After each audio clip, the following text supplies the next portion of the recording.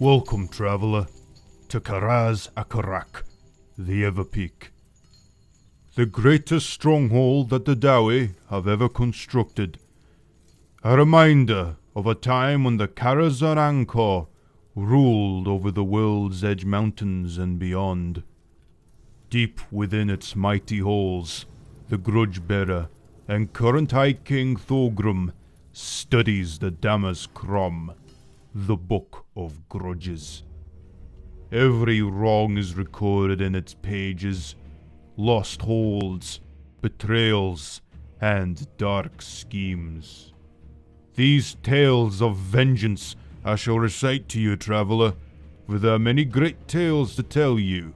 If there's one thing you should know about the mighty dwarves of the everlasting realm, is that our pride is not broken, and we'll make sure that every wrong will be paid in full by the blood of our enemies.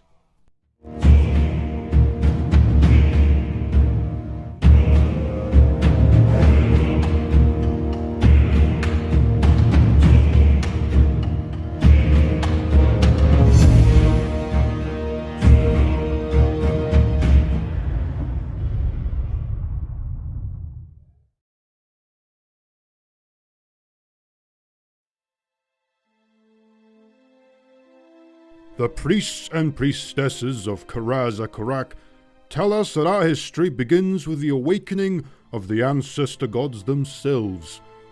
Now, traveller, we dwarfs have a large pantheon of gods, but in this instance, the most important are these three.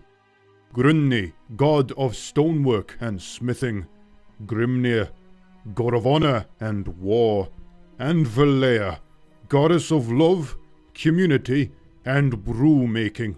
We owe thanks to the ancestor gods, for they turned a once primitive race that lived in caves into masters of iron, stone, and war.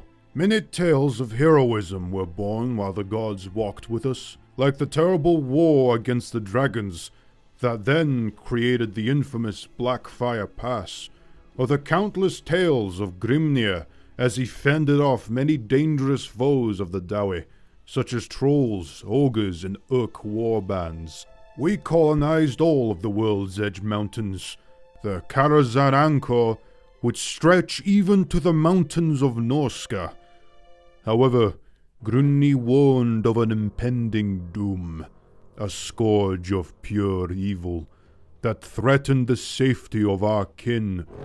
Soon, all of the holes would be shut as the dwarfs braced themselves for a hellish storm.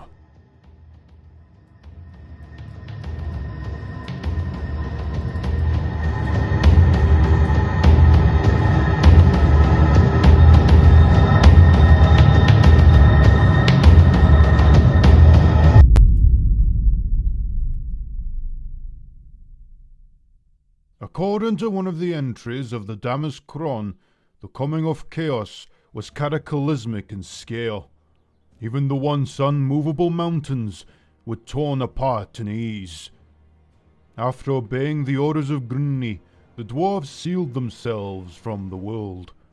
Some time passed, and slowly the dwarves started to emerge from their holds. However, the world around them changed dramatically. Mutated monstrosities prowled the land, like hungry wolves waiting for their prey. To make matters even worse, the bewildered Dawi soon discovered that the demons of chaos entered the world of mortals, savagely butchering anything that lay in their path. It wouldn't be long until the demonic armies set their sights on the mountain strongholds.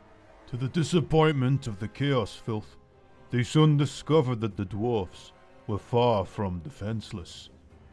Grunni taught his followers how to forge potent magical runes that would then be put on armor and weaponry, making the dwellers of the world's edge mountains protected from chaos's foul corruption.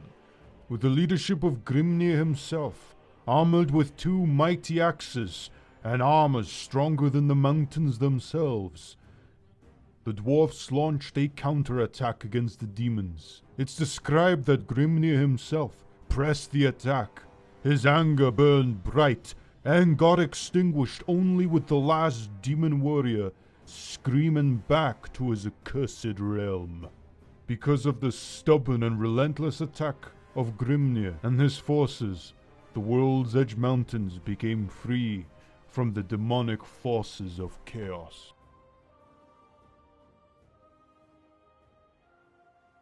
It was also during this point that the dwarves discovered the High Elves for the very first time. Grand High Elvish fleet, led by Calador Dragonhunter, would sail coast to coast from the old world, trying to pinpoint where the Chaos invasion came from. While the Dragonhunter was traveling, he encountered none other than the warrior god himself, Grimnir. What Grimnir thought about the elvish wizard is not known, as it was never recorded. After the two forces met, a fearsome band of beastmen charged at them. Brave elf and dwarf soldiers held the lines against the onslaught of beastmen, and it wouldn't be long before the mutated monstrosities began to retreat from Grimnir's brutish strength and Calador's potent spells.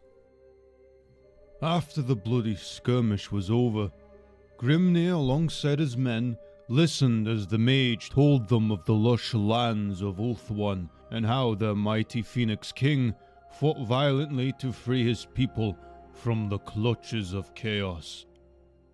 The wise mage concluded that the invasion came from the north.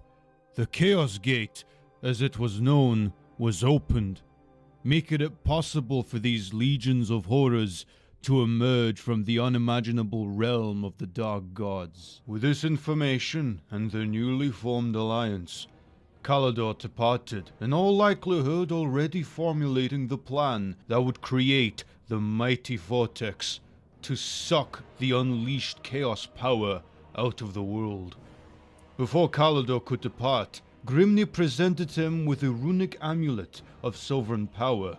In return, Calador gifted the dwarf with the Crystal of Fire, an artifact that is kept to this day in the great vault of Karaz-Akarak.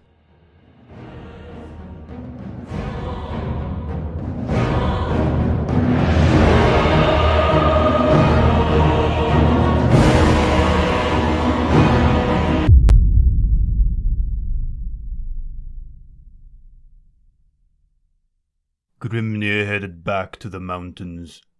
His victory was hard won, but yet the skies above grew dark. Again the armies of demons gathered, and besieged many holds, and despite their best efforts of holding back, many fell into Chaos's unholy onslaught. Grimnir thought long and hard about the theory Calador gave him about the Chaos Gate, and decided to take matters into his own hands.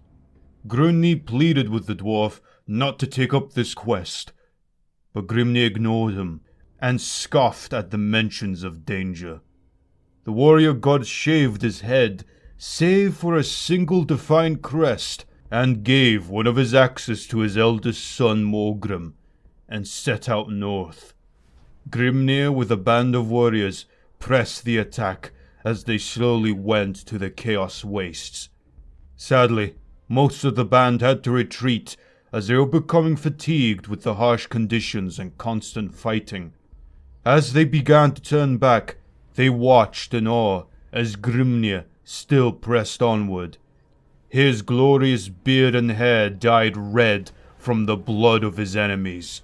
Despite everything they threw at him, the warrior god still fought violently against the tide of demons. The further he went, his great form dwindled into the shimmering haze of that damned realm. Grimnir was never seen again. Many speculate what happened to him. Some claim that he fought up to the mouth of the Chaos Gate and held his ground against the unholy armies, even as Calador was completing his spell on Ulthuan. We Dawi don't talk about his fate, traveler, or at least I think he fell into darkness a long time ago. After Grimnir's doom, and Kalador banishing the demons into the shadowy corners of the world, a new era was approaching for the Dawi. For the first time, the ancestor gods vanished. It's believed they returned to the hearts of the mountains, where they rest, until the dwarfs need them in a time of need. This would blossom into a golden age, an age of great friendship between the High Elves. A friendship that would sadly not last.